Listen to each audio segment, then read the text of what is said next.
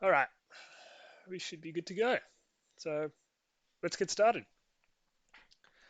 So welcome everyone. Welcome everyone who's listening. Good morning, good afternoon, and good evening. Welcome to the Blockchain Gaming Bulls podcast. We try and do this every fortnight or so, where we just come together and we talk about play to earn gaming, but also gaming in general, and how gaming is moving into the crypto space, and try and provide you with a little bit of oversight as to what we're seeing and um, any educational tips or things that we can help you out with. I just like to start with a disclaimer that none of this is financial advice. This is just our opinions, and that crypto is risky and you need to do your own research. Also, that there is just so much going on in this space right now that we're going to try and cover a tiny, tiny amount of it. So, if you have anything that you want us to cover, please do let us know and we will look into it. We're more than happy to help out the community or to look into any new projects the community has found. But for now, we're just looking at a couple of projects that we have found along the way and that we're interested in right now.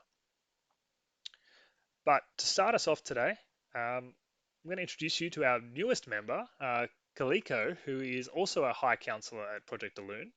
Hey, Kaliko, how's it going? Not too bad, mate. Man, we really do have High Council members everywhere, don't we? Yeah, we do Some get would say we around. potentially have too many. Hint, hint. That would be wrong. ah, How are you doing, Dang? man. I'm, I'm doing very, very well. I can't complain. Yeah, good to have you both here.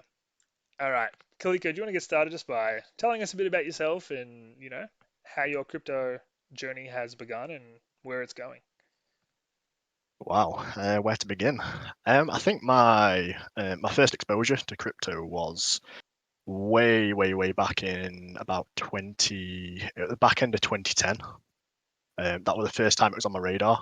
A friend made a passing comment and he was sort of like, "Hey, there's this weird sort of pretend money being mined. It's called Bitcoin." So I'm like, "Oh, okay, Pretend that's money.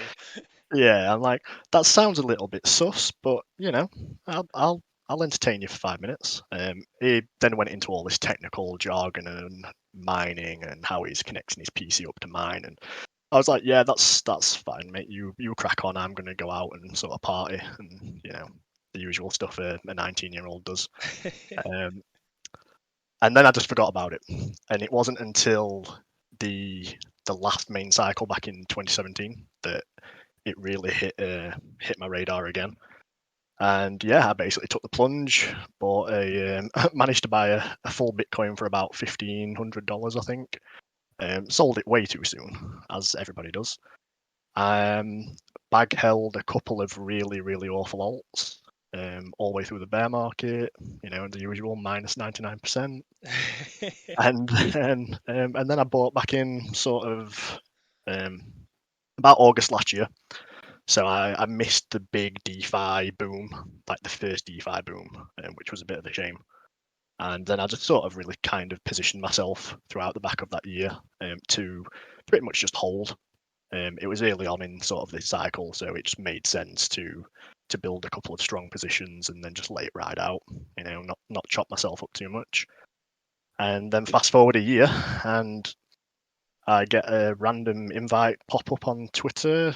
Hey, there's this project, this NFT project. They're building a game. It sounds pretty snazzy. So I clicked through, had a bit of a read up, saw some absolute craziness going on in the decoders section, and I was like, I'm in. I was like, get me straight in there, get me in. Like it was crazy. So that had me hooked. I was staying up till pretty much like 2, 3 a.m. Local time, just like looking at these decoding things. These braille is burnt into my retina now. It was that intense. So yeah, I got stuck in with that, and it just snowballed. And then luckily and thankfully, I was lucky enough to get a message come through from Galathinius, and it was like, "Hey, we like what you're doing. Do you want to jump on board and help us out as a High Council member?" I was like, "Absolutely, get me in there." And here we are today, and yeah, it's been a bit of a wild ride so far. Did I hear right this week that you were invited into the Discord by the one and only Joshnomics. That is true. And it wasn't a direct invite, but it was through his invite. So he basically, I think it was early on when they did the very, very, very brief invite phase. I think the Discord was at about 1,500 members by then. Yeah. So I just saw it pop up, and I think on his Twitter, he's sort of like, oh, it looks really cool. Usual sort of what everyone does when you just want to get some invites, make it sound snazzy. But luckily, this really was what it said it was. It really was what it said on the tin. I feel like it had to have been probably the shortest invite contest that I've ever been a part of because I feel like it just blew up so quickly, and then the team would like, quick, shut it down, shut it down. It really got out of hand very quickly, didn't it? Yes, no, it was good. It was really good. Whilst we're on the topic of Project Elune, we're going to do a bit of an Elune update. And of course, this week has been the big week. The first airdrop, the Eye of Eleriah. Is it Eleriah? Am I saying that right? What do you guys think? Eleriah, I believe. Eleriah. Okay, thank you. So Sounds right. so the Eye of Eleriah dropped this week, and we're all super excited because there has been teasers of these airdrops and things like that coming, and then this one sort of came out of the blue. It was teased last week in the AMA, and we got a Medium article, and then the drops pretty much started happening straight away. So a bit about what it is. It's sort of it's it's hard to explain because it's the first NFT that I've seen that has really done this. And it is an NFT, but it is a dynamic and a changing NFT. So if you own a StarGarden and it's in your wallet, or you had a StarGarden up on Solanart during the snapshot, which was a 12-hour period, um, you will be receiving one of these eyes. And this eye goes through phases. So it has 4 phases. It has its resting phase, which is phase 1. In phase 2, it awakens. Now, we don't know exactly what this looks like, but I imagine for everyone who has one in their wallets right now, you will get some sort of change in your NFT. It then goes through phase 3, which is its transitioning phase. Now, I'm not sure whether it will change into its new NFT here, or if it will go through another sort of cosmetic appearance, but it won't be its final form. And then in phase 4, it's its transformed phase. And so how this works is every time and then it goes back to phase 1 and the cycle starts again. So every time we get through to phase 3 or phase 4, you will get produced a brand new NFT, whether that be a cosmetic or a bit of lore or just something completely different, or like a concept art or something like that appearing. And so you will have the chance to effectively lock your eye for this NFT. Now, if you choose to lock your eye, it will forever remain that way, and you will lose the opportunity to receive the future cycles. Now, to me, that's pretty insane because I haven't seen that before, where you effectively have one NFT, but it has the potential to be, potentially hundreds of different NFTs, and it's completely up to you as to when you choose to pick which one you want, whether that be at an event, like I imagine when beta gets released, they will have a special NFT coming through the eye. Um, but if you don't lock it, you lose the chance to get that NFT forever. And your eye will go back to phase 1 and it will start the cycle again. So, I mean, yeah, I think that's pretty insane. We certainly haven't seen that before. Um, and I think it's kind of cool. I was talking to some other people in a different community last night about this, where we've sort of been through this phase where NFTs came out as like, your static 2D NFTs. And then the way they've evolved has been through the art. So the art has sort of changed to whether that be 3D art or, motion art like GIFs or voices or things like that, which is all really pretty cool stuff in itself. But we haven't seen a lot of development on the technical side of things or utilizing the blockchain technology to further the NFTs. So I think that's pretty unique, and I think I mean that's part of the reason I guess we're pretty bullish on this game, is that they are sort of pushing the boundaries in the technology. But how do you think the airdrop has gone in general, Kiliko? I mean, again, flawless. I mean, the first one, I'm sure you guys will agree, and I'm sure anybody that participated in the initial airdrop of the actual StarGardens themselves, that has got to be up there in contention as one of the cleanest and probably most flawless mints that has taken place on the Solana blockchain at all during the entire NFT craze. It was just Yeah, yeah, agreed. it was just so clean. It's so easy. There was no pressure. There was no trying to rush to mint. Everybody essentially minted what they wanted to mint in terms of quantity.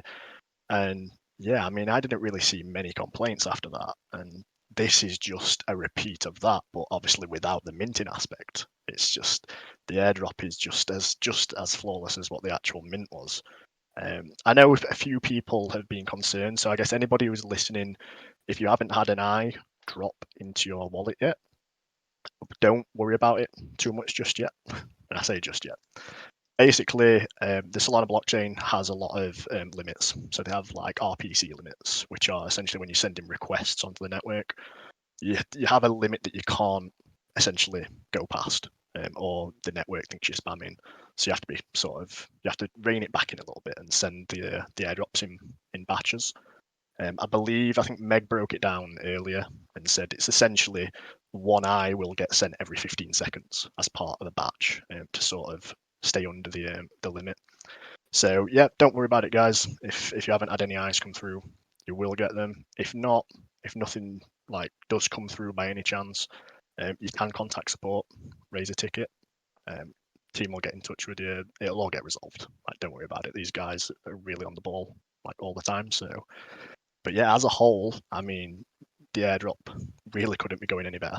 It genuinely couldn't. So, Yeah, I think it's another great sign, another flawless so far implementation of the technology. And I think that's also sort of why the team is doing this in this way. Like all of these airdrops that we are going to receive, or this one, and nothing else has been confirmed yet, but there are rumors that there are more to come. Um, they're all being used to test the technology for the games that are coming up. So this whole like dynamic NFT that is changing, or whether it be dropping NFTs, um, airdropping NFTs to NFT holders who have actually listed the NFT. Like I haven't seen that before. I haven't really seen an NFT where I can list it on the market and still receive the airdrops. So yeah, that's really cool, isn't it? yeah, like people just aren't doing this, and so it makes sense that the team are using these airdrops to sort of test out this new technology. So I'm pretty keen to see if we see more airdrops like the new technology that's sort of coming out with them, because it's giving us a little bit of a glimpse into the future of Star Gardens and where we're going to go from here. Um, Now I know, Dank, that you said that you're a little bit behind on the AMAs and you weren't quite up to date, and you have no idea if your Star Garden made the snapshot or not. So you're kind of just sitting there I refreshing your fell wallet. asleep. You fell asleep, yeah. Yeah. Yeah. But Well, here's my problem. I literally thought that yesterday was today. So I started moving my star gardens around and I was like, oh shit, it's still Thursday. And yeah, so I mean, Gal, you heard it here first. I may cry to you later if I don't get my airdrops as I was supposed to, but it's my fault at the end of the day. I get it. yes, we've all been there and done pretty stupid shit like that. Let's be honest. But what do you think of it? Like you've heard a bit about it, you've seen some of it and stuff like that. Like how is your general feeling of it all? It's no, it is definitely something that it's crazy. And the first thing that it reminded me of when you were talking about how we're kind of evolving and seeing just the new capabilities that some of these NFTs are utilizing, it reminded me of soul parasites. The whole morphing system that they have going on. So I actually want to throw. That's one of the things I'm going to do. I'm going to throw my soul parasite into my wallet and see what comes out of that. But yeah, it is absolutely fascinating just seeing, taking it to the next level, basically. Yeah, that's actually a really cool idea. I hadn't considered that. I've seen some of the Star Gardens get posted that have had the soul parasites in with them, and there's some pretty weird stuff coming out. So I feel like any NFT we get, we can just throw a parasite in there and we'll get something really crazy. And what are your initial thoughts, Kiliko? Like, you were the first one to post the eye. You have your special role now. Oh yeah. I think. Yes. So my thoughts on it were very much mirror what you said during sort of your initial description of it, and also actually what Dank said about the soul parasites. It's just refreshing seeing a team. I mean, we personally know how great these guys are at doing what they're doing, and how strong the team is. But it is just a sort of breath of fresh air during this whole NFT mania that you've got a team that is really pushing the boundaries and just experimenting with what functionality the blockchain and the NFTs provide right off the bat. Like, they're not just taking the safe option of let's make a PFP, let's just put it out there. It just sits in a wallet, it does nothing. That's it, job done. The fact they're creating more work from themselves is just quite a statement of just how confident they are in their own abilities, I guess. I mean, you've got the fall parasites, which that was the example I was going to use because they've essentially done the same, but I like to kind of not to shade them in any way, but they've kind of taken the easy way out of you have it automatically set up and it's kind of like a repeating timer of it'll change every so often automatically on its own, and it'll use the metadata of another NFT as a sort of template. Whereas these guys are really, really giving themselves more work to do with setting up an entire pool of assets of what these things are going to morph into, then to create the whole event system behind them and how it's all going to link in. But I mean, it's only positives. You can only really say it's just a huge positive for the project itself, and it just, like I said, it just shows them for like the ambitious team that they are, and you really cannot knock it. Like, it's just a testament to that. Yeah, for sure. And for anyone who is listening to this and wondering what the hell we are talking about, please do jump in or on the Project Alone Twitter or Discord and have a look at the Medium articles or listen to the latest AMAs. It does give a more in detail overview of everything. So we've just touched on it briefly here, but there's a lot more information. And sort of moving on to some of our games. So we're gonna talk quickly or talk a little bit about Dino X today and Thetan Arena. But starting with Dino X, Dank, this is a game that you've sort of been tracking for a while and know a fair bit about. Do you want to give us a bit of an overview of it? Yeah, absolutely. So, as one might imagine, Dino X, it's a game about dinosaurs. It's something that definitely caught my eye when I saw it because I am one of those nerds that just loves Jurassic Park. I love dinosaurs. If anybody here has ever heard of the game Ark Survival Evolved, a PC survival game, they also have a Battle Royale mode. I put a good amount of hours into Ark, so anything that has anything to do with dinosaurs, I am all there. As far as the game itself, what are we looking at here? So it's a battler game. It's kind of got that pokey battler thing going on. I guess you could kind of compare it to, an Axie Infinity and Avagachi, if you're familiar. Dinos versus dinos. They all have slottable abilities. And all of these slottable abilities are cards, which are also NFTs. This particular game, worth mentioning, this is actually on the Ethereum blockchain. So there are kind of 3 levels to this game. There are assets on Ethereum. You can also hold the main token on Binance Smart Chain, and then you can also hold the token, and certain assets are also located on Polygon.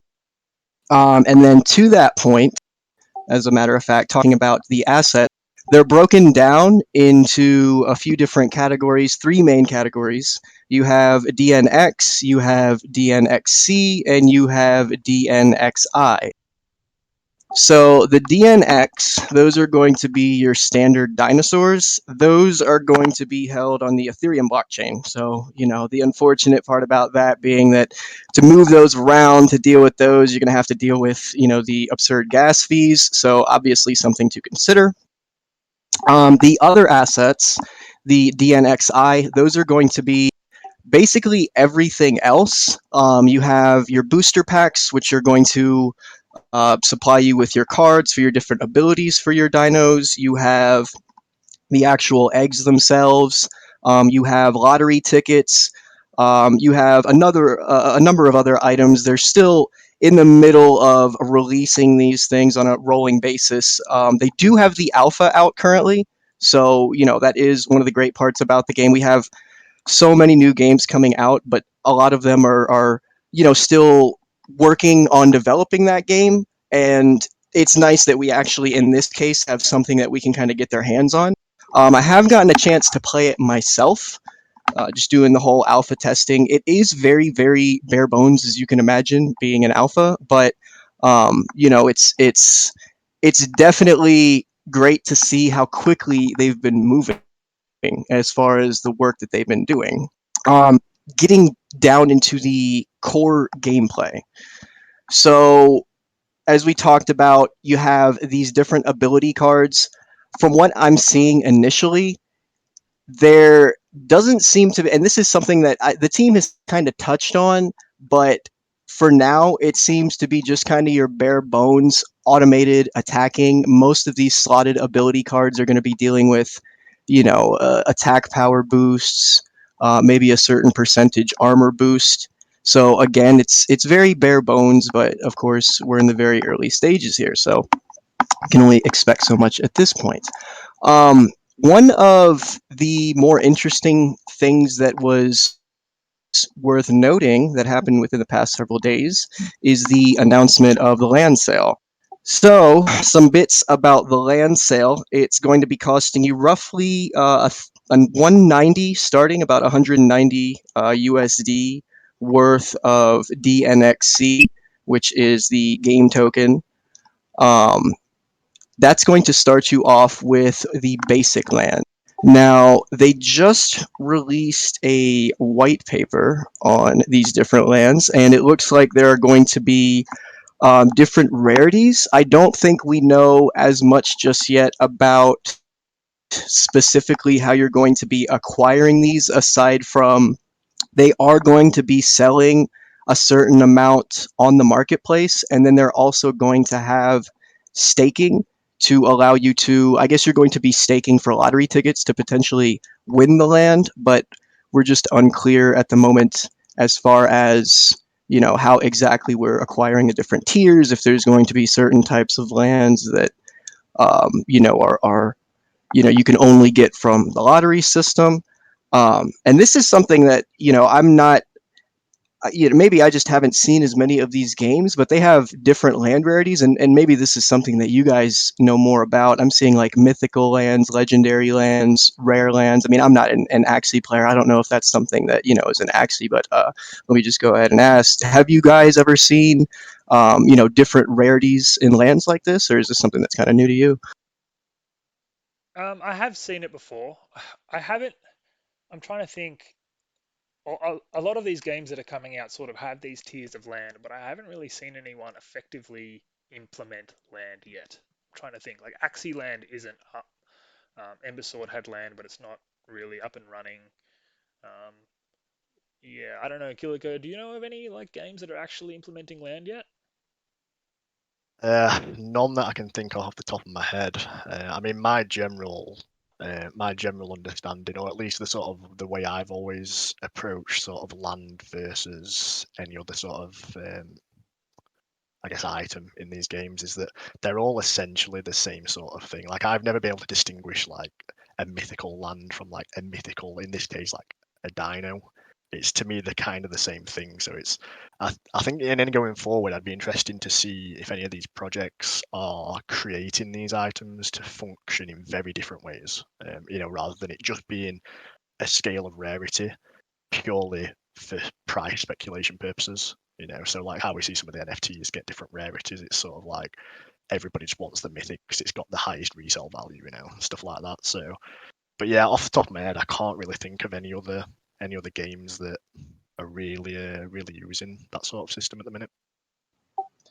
Yeah, and I'm sitting here kind of looking down the list. It looks like one of the main fundamentals is, you have like your 4x4s, your 3x3s, your 2x2s, etc., etc. But then they have these different classifications. And I guess this will be something for me to ask the team about moving forward as they start to disclose more of the information about the lands. It's like I wonder now, is this only relative to the size of the land and like the amount of structures that you can put on it, or are there any I guess drops that are going to be occurring on the land, or things that you can only acquire on a specific rarity, or you have a better chance of acquiring on a specific rarity kind of land as opposed to others. So that's just something that's kind of interesting. And I guess one of the great things about this particular project too, we're right in the middle of it. It was supposed to have released this, like, let's see, it's the 10th now. It was supposed to have released on the 18th, as a matter of fact. But I mean, we all know how these things go. The team has to be dynamic. They have to pivot. They have things that they're working on. So it did get pushed back a little bit. I think the new tentative release date is, I want to say, about a month from that date. So sometime next January. So, what we do know additionally about the land sale, for those that are interested, it will be happening before the Christmas holiday. So, yeah, before Christmas. And just to kind of, I know we're kind of jumping around here, but just to kind of throw it out there, obviously not financial advice again, but for anybody that is interested, they are rolling out different generations of eggs. And, they're doing the whole breeding thing again, very similar to Axie and games of that nature. They had a Generation Zero staking event several months ago when the game was first announced. The staking slots are no longer available, but you can still purchase Generation Zero eggs in the market right now. I believe there's approximately 150 left. The only things that you can purchase right now are going to be those Generation Zero eggs and booster packs. So they have their marketplace up. You can obviously acquire dinos and different assets on OpenSea. Um, yeah, I mean, I think that kind of brings us up to date with what we have going on with Dino X. It's definitely one that, obviously, as I said from the start, I'm very interested in. I think the biggest thing for me is, aside from, everything that we just discussed, I'm a huge, Pokemon fan. I think we talked about this before. I know a lot of us come from that background. So any kind of, Pokebattler game, if it's got, like a certain niche that I'm interested in, and in this case, that being dinosaurs, I mean, I'm all for it. So they pretty much had me with that. And then, I know the whole 8-bit thing is kind of played out to a certain degree at this point, but look, this game is a few months old. They kind of got in before a lot of these, other upstart games and PFPs that we see all over the place. So 8-bit dinosaurs, they had me there. But yeah. Mm. Sounds good. Sounds good. And we will tweet out the discords and for any of the games we talk about after our podcast. So if you are interested in getting involved in Dino X, look for our Twitter, and we will, yeah, tweet out some information about them so you can get involved. Thanks, Dank. So the next game we're going to talk about is Staten Arena. And this is a game that I have sort of been involved with recently. It's a MOBA, so it's a multiplayer online battle arena.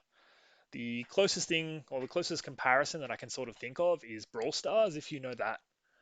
So basically, you have your own hero or your own character, and you are on a map. And depending on the game style, and there are several, um, you run around effectively trying to usually kill the other players using your abilities and your weapons and your skills and things like that.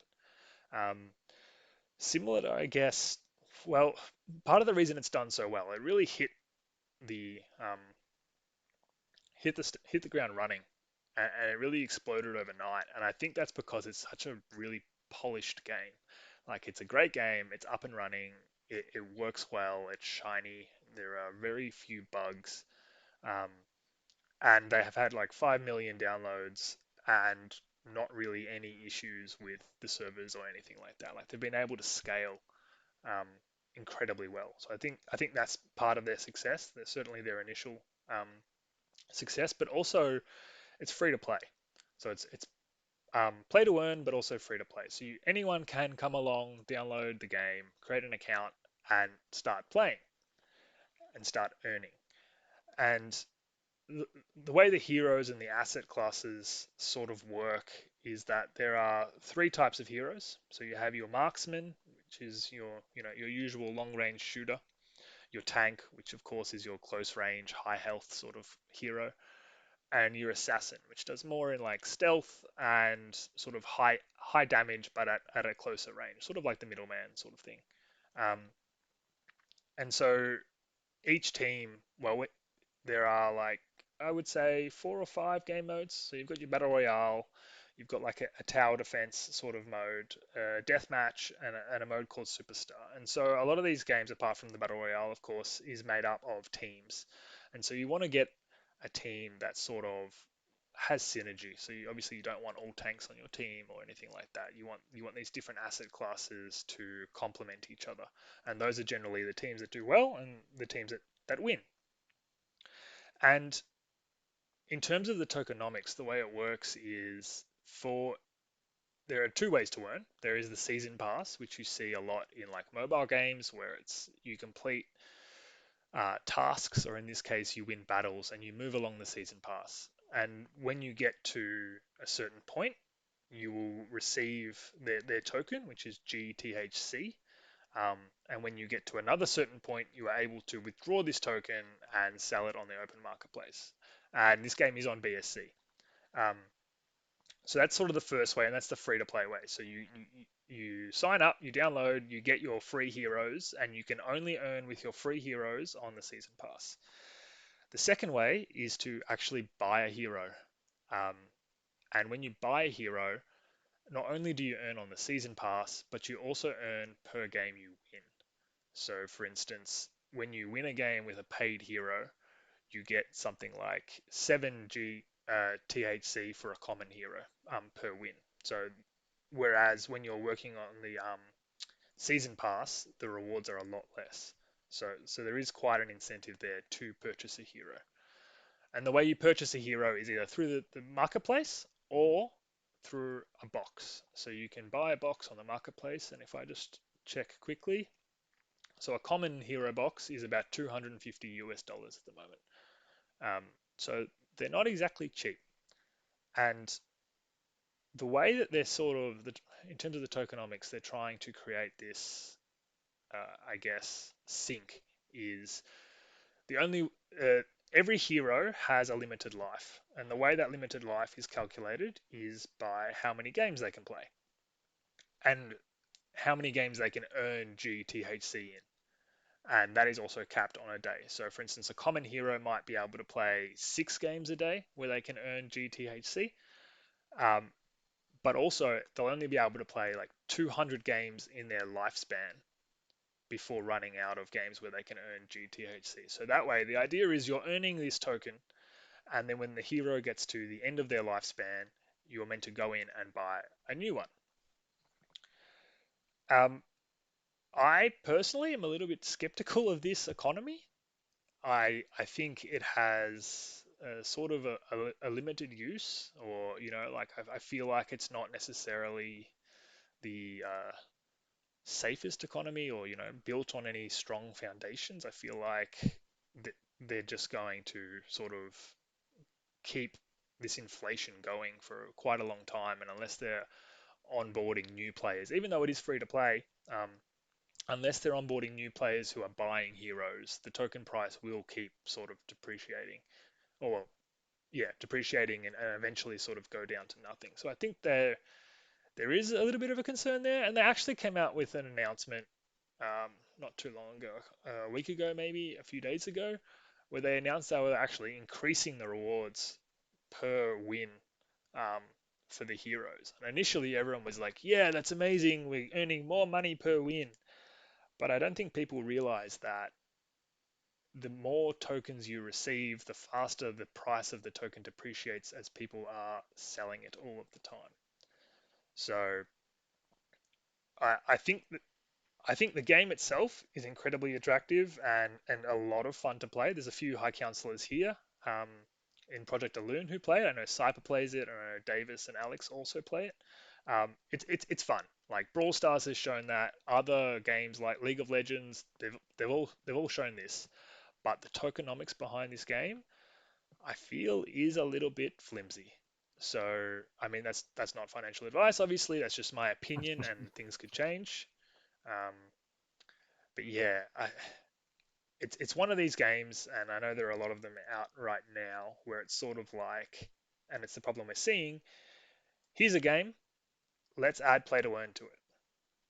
Um, and because they haven't really designed the game for play to earn or the economy around it, and I know for people in Project Alone, Sorcerok has talked or spoken endlessly about the economy and how important that is. I feel like the foundations are a little bit shaky. But yeah, I mean, I don't know. Do either of you guys play any MOBAs? Like, I feel like, Dank, you play League of Legends, maybe? Did I get that right?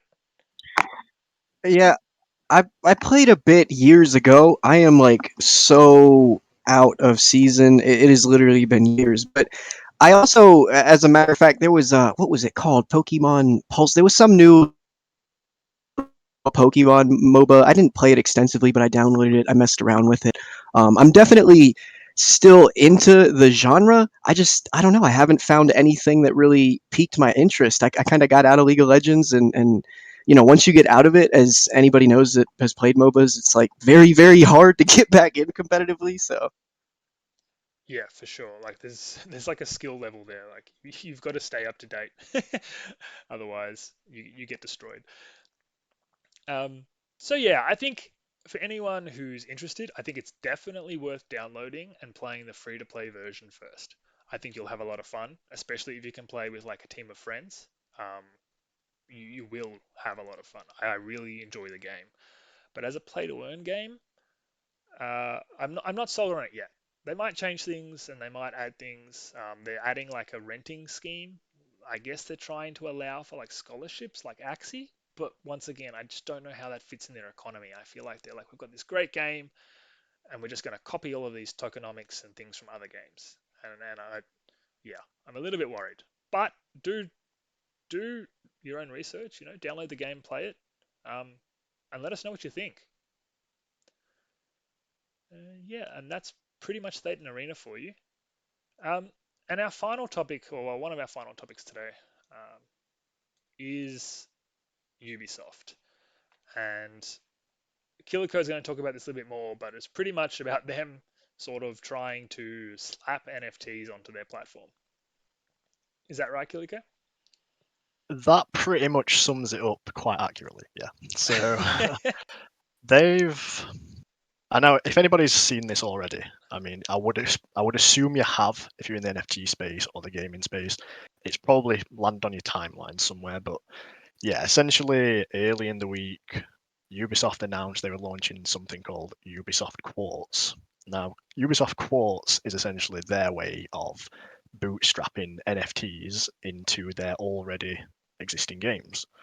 Now, the existing game in question is their most recent Ghost Recon game, and they've essentially dropped it as here's a almost how you would have a free DLC. So when it's like, oh, you've got free items waiting for you when you log in. So this is the approach they've gone. Now it's only in beta, so obviously people have had to sign up and make themselves eligible to receive these things. But they've kind of gone about it the way you would expect, the way you would expect a AAA studio to approach a new asset like this. They've gone mega safe. They've just dropped it in as, I think they actually refer to the items themselves as digits, which after, what a creative name. But they've done it in such a way that it seems they're trying to give people a bit of a soft introduction to, not to be fair, not to just NFTs, but to like blockchain itself, because I'm assuming they're going to have a bit of an integrated wallet that maybe won't be as front facing as we're used to. It'll probably be quite nicely integrated into their menus. I don't think they've really made any announcements on it yet after the backlash they had, but yeah, it's only a couple of items at the minute. It looks like just cosmetic, so it's like a bit of a face mask, a weapon skin, what looks like a bit of a uniform, and they've so there's a lot of controversy now. It's a great thing. Obviously, we've all been joking for years about we can't wait for the day when these big corporations are going to jump in and start having an interest in blockchain. And I mean, let's be honest, did any of us really expect that this was going to be the year we saw somebody as big as Ubisoft come out of the woodwork and No. show some interest? Did you see No. Pepsi? Oh, man. Yeah. So this is the thing: Pepsi, Budweiser, Adidas. I mean, they're all flying in now. So I mean, if anybody had any doubts over their investments or things that they're holding, again, not financial advice, just my own opinion, but it's pretty solid now. I mean, have a bit of confidence in the stuff you're holding. These guys are clearly interested. They have to move in from huge positions, so they're not taking this lightly. They're not going to jump in and duck out instantly. But the point of controversy on both sides is from the crypto guys. You have the fact that it's being provided by Tezos. Now, if anybody has been in crypto for a few years, Tezos won't be a stranger to you. It's been a bit of it's like a meme coin that isn't a meme coin. It's not tagged as a stable coin for years because it just stayed and didn't really do anything.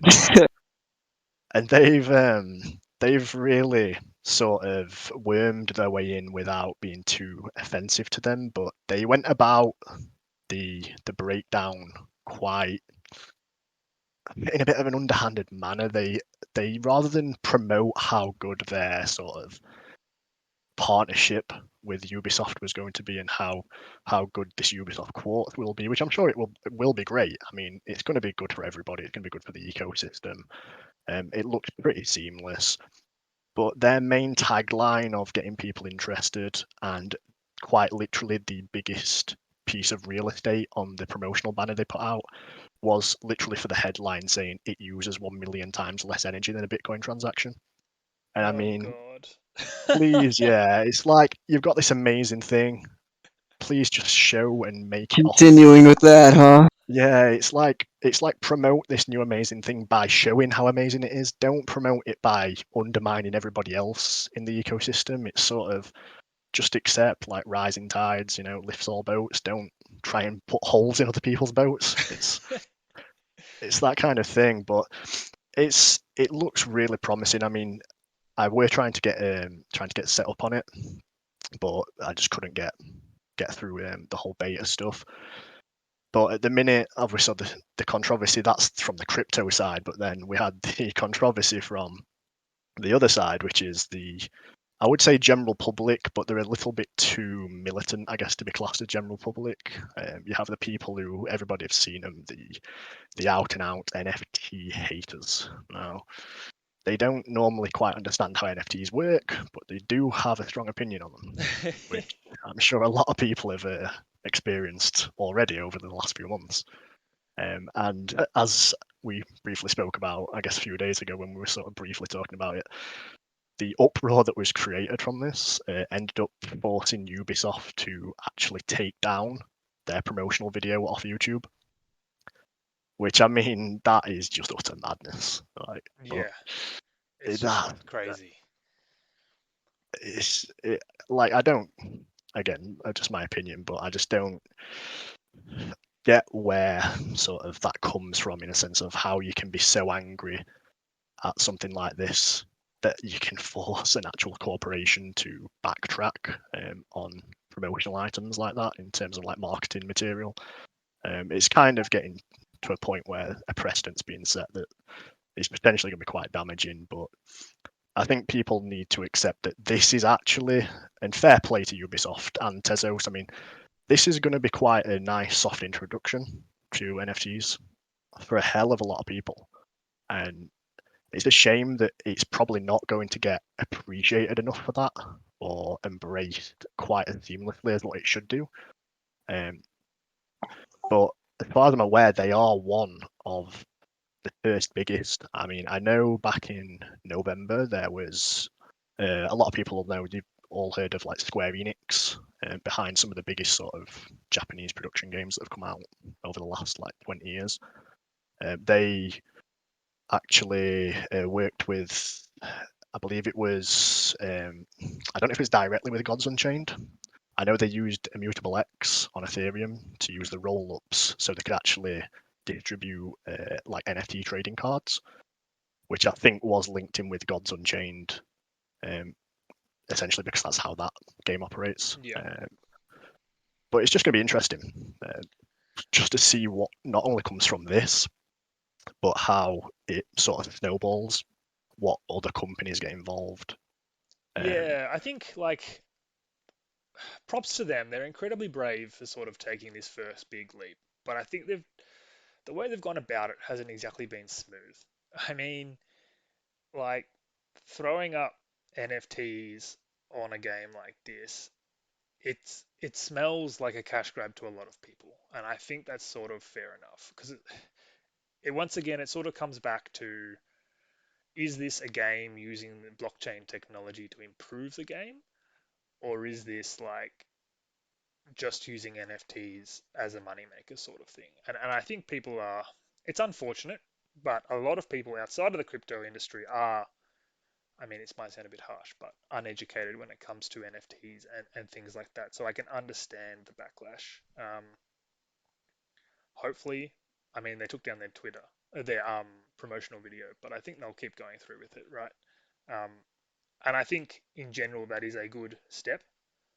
A little bit unfortunate about the backlash from gamers in particular. Like I've seen a fair few gaming channels and stuff be quite critical of it, and I mean, at the end of the day, those are the people, the gamers that we want playing our games. Because unless you get mass adoption from that community, I think most games are going to struggle. So yeah, it's a I don't know, it's a really interesting topic.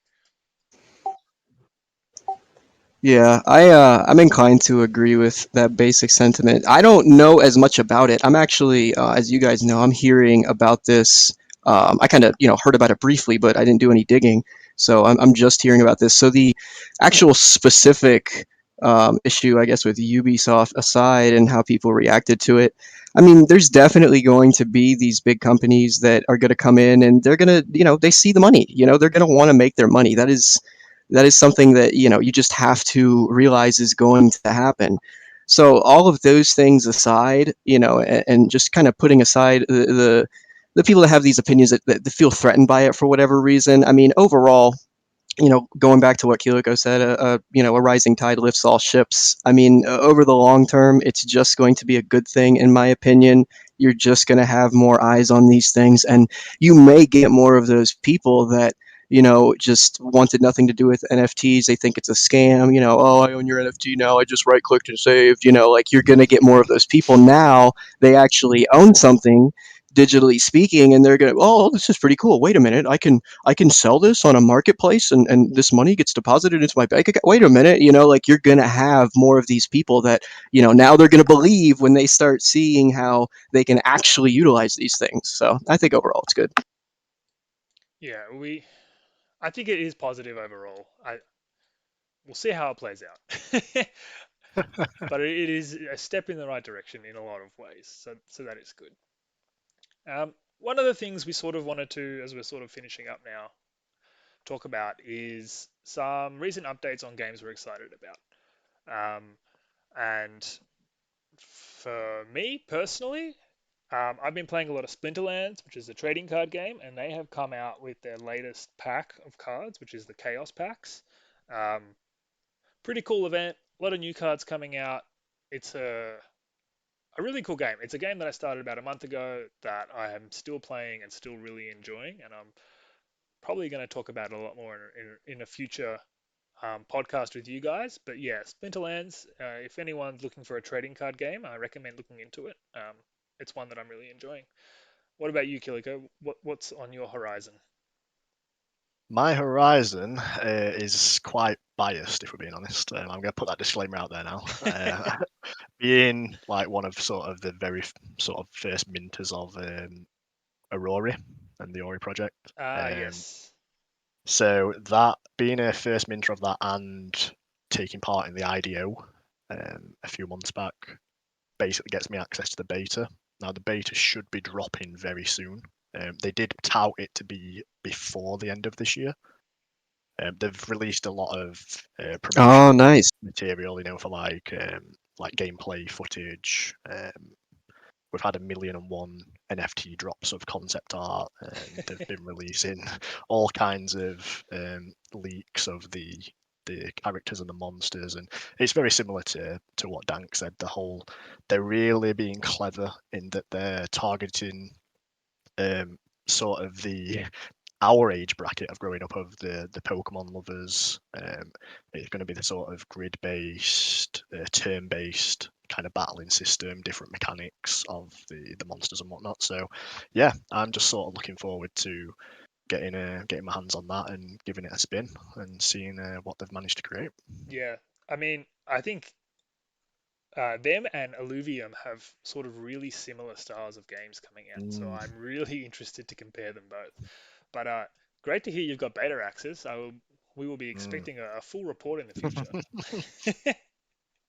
No pressure. Yeah, exactly. What about you, Dank? What are you looking at? Honestly, I think another one of the big ones that you're looking at too, Phantom Galaxies, man. I think they also said that they might have something by the end of this year. That hopeful pass for everybody that was lucky enough to grab that, and then just the standard halberd. So the halberd, I guess, is going to be, like your entry into the first episode, and you'll get to play through that. And by the end of it, it sounds like you'll be able to earn some sort of something. They're going to have another reveal for that, and then we're also waiting on hearing what the hopeful drop is going to do specifically. So that is very exciting stuff. Yeah, I'm really keen on Phantom Galaxies as well. It's like a space game. For anyone who got the Hopeful drop, which was a free NFT drop, it's currently going for like $1,000, which I still just find mind blowing that something that is given away for free can be worth so much. But yes, certainly something I'm looking at. But speaking of space games, just before we sort of finish up, Star Atlas is meant to be releasing their mini game, or their score, this week. So it will be really interesting if after like months of delays they actually launch it. I know it's a game that a lot of people have been watching and keenly waiting. I know I bought my first ships in like September, so it's been a long time coming, but certainly something to talk about in future episodes. Absolutely. So I think that's just about all we have time for today. I'd like to just thank everyone for listening in, all the live listeners. Anyone who is live, Davis is following up after this with marbles, so stick around and have some fun. But for everyone else, thank you very much for joining us. We will catch you in a couple of weeks. Remember to check out our Twitter, and we'll put all the Discords and things like that we've spoken about up there. So thanks very much and have a good day. Thanks, guys. Indeed. Thank you guys. Have a great weekend.